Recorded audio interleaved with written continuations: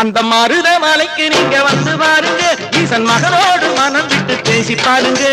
தீராத வினைகள் எல்லாம் தீர்ந்து போகுங்க, சத்தியமா சொல்லுறேன், தீராத வினைகள் எல்லாம் தீர்ந்து போகுங்க.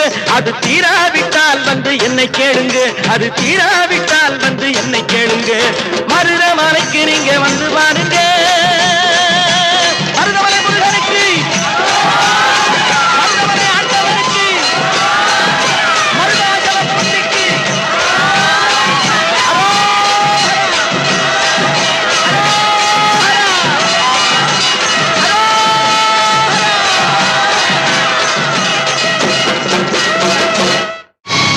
கண்டுகொண்டே வந்தது யார் என்று கண்டுகொண்டே